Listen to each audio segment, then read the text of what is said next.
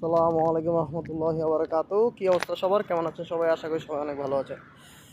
তো এখন এসেছি কোথায়? এই যে আমার এই পাশে যদি আকমর আলী, আর এই দিকে রয়েছে দুমপাড়া। তো আমি মাঝামাঝি অবস্থায় আছি। আমার সাথে আমার কিউটি সাইকেলও আছে, আমার সাইকেল।